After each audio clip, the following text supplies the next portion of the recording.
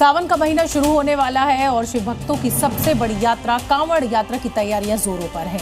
लेकिन इस बार सरकार सिर्फ आस्था ही नहीं, व्यवस्था पर भी सख्त दिखाई दे रही है।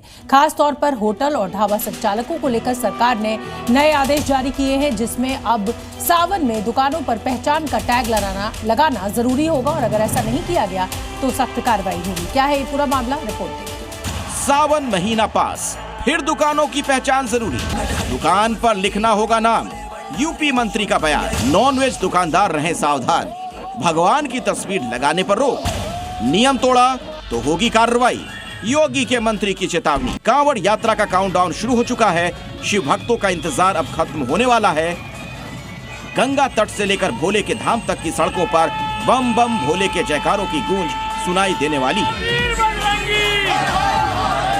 भक्त अपने कंधों पर गंगा जल लेकर अपने शिवालयों की ओर निकल पड़ेंगे। श्रावण मास की इस सबसे पवित्र यात्रा में हरिद्वार और गंगोत्री से जल लेकर निकले श्रद्धालु यूपी से गुजरते हुए दिल्ली, हरियाणा, पंजाब और राजस्थान की ओर जाते हैं और मुजफ्फरनगर पहला प्रमुख जिला है जो इस यात्रा का अहम रूट बनता है। यात्रा की व्यापकता और भीड़ भाड़ को देखते हुए इस बार सरकार ने पहले से ही सख्त तैयारी शुरू कर दी है। इसी कड़ी में यूपी सरकार में मंत्री कपिल देव अग्रवाल ने होटल, ढाबा और रेस्टोरेंट संचालकों को दुकान के बाहर नाम लिखने के निर्देश दिए हैं। यहाँ जो दुकानदार हैं, जो ढाबा और रेड़े और ये सब लगाते हैं, भोजन की व्यवस्था करते हैं, उनसे पिछली बार ही अवगत किया गया था कि कोई भी ऐसा काम ना हो जिसके कारण से कांवड़ की भावनाओं को ठेस पहुँचे।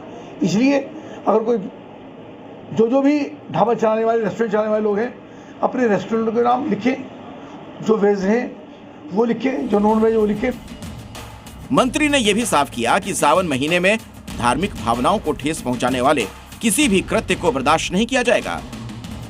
वहीं जमीनी स्तर पर तैयारियों की निगरानी खुद डीएम उमेश मिश्रा और एसएसपी संजय कुमार वर्मा कर रहे हैं।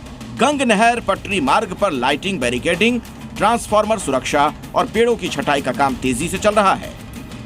जहां पर हमारे सम्मानित कांवड़ वाले रुकेंगे, उन स्थानों पर चिन्हित करके जहां जहां पर उनका रास्ता है, मार्ग है, उन सभी का बिजली विभाग का भी लेकर के तार अगर नीचे है तो उसका भी कार्रवाई की जा रही है। तो इस प्रकार से पूरा और बाकी सुरक्षा व्यवस्था के लिए जो हमारे व्यवस्थापन है उसमें बाहर से पीएसी और फोर्स की डिमांड की कार्रवाई प्रचलित है।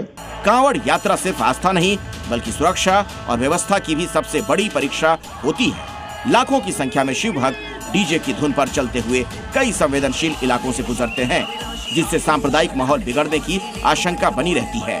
इसीलिए कांवड़ यात्रा के दौरान पुलिस का जगह जगह पहरा होगा। डीजे पॉइंट्स पर विशेष निगरानी रखी जाएगी। सीसीटीवी से यात्रा पर ड्रोन से नजर रखी जाएगी। एसएसपी स्तर पर मॉनिटरिंग की जाएगी, जिसके लिए कांवड़ सेल का गठन किया गया है। यानी इस बार कोई भी चूक नहीं होगी, न ही व्यवस्था में और न ही धार्मिक मर्यादाओं को लेकर, क्योंकि मंत्री से लेकर प्रशासन तक सभी अलर्ट मोड पर हैं। जाहिर है एक तरफ भोले के भक्तों की श्रद्धा है, दूसरी ओर सिस्टम की तैयारी, ताकि हर कांवड़िया बिना किसी परेशानी के गंगा जल चढ़ाकर भोलेनाथ का आशीर्वाद पा सके।